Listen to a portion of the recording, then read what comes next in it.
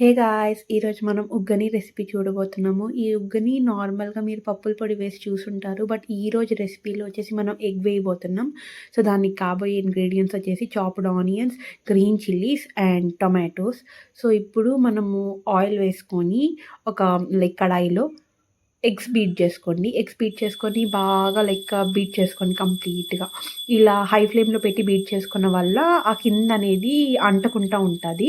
ఇప్పుడు salt, pepper powder and turmeric powder, chilli powder వేసుకోండి. హ్మ్.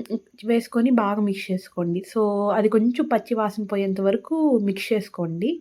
మిక్స్ చేసేసుకున్నాక దాన్ని ట్రాన్స్‌ఫర్ చేసేసుకోండి.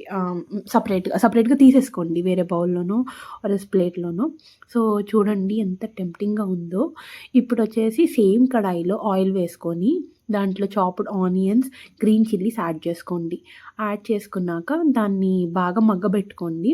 అది మగ్గిపోయినాక కొంచెం సేపు అయిపోయి మగ్గిపోయినాక దాంట్లో టొమాటోస్ యాడ్ చేసుకోండి. ఇప్పుడు టొమాటోస్ యాడ్ చేసుకున్నంత అంటే అది మగ్గే లోపల మనం ముంగరా వచ్చేసి వాష్ చేసుకుందాము.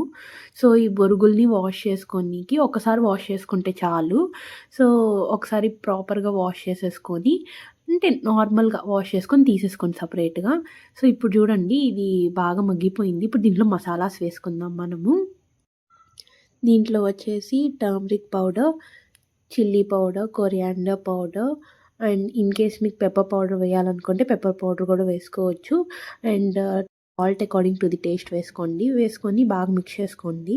సో, ఇది అంటే కొంచెం పచ్చివాసన పోవాలి కాబట్టి ఒక కాసేపు అలా వేయించుకోండి. వేయించుకున్నాక ఇది కంప్లీట్‌గా కొంచెం మ్యాషీగా అయిపోయినాక దీంట్లో ఇప్పుడు మీరు ఈ వాష్ చేసుకున్న బొరుగులొచ్చేసి యాడ్ చేసేసుకోండి.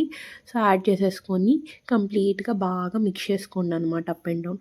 ఎట్ ది సేమ్ టైమ్ మీరు ఈ ఎగ్‌ని గూడా అంటే స్క్రాంబుల్డ్ ఎగ్ ఉంటది గదా! ఆ ఎగ్ గూడా యాడ్ చేసుకొని బాగా మిక్స్ చేసుకోండనమాట.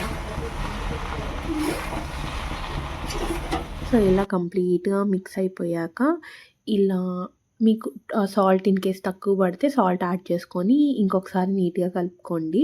కలుపుకున్నాక సో, ఇట్ ఈస్ రెడీ. మీరు దీన్ని ఫ్రెష్‌లీ చాప్డ్ కొరియాండర్‌తో సర్వ్ చేసుకోవచ్చు. Thanks for watching.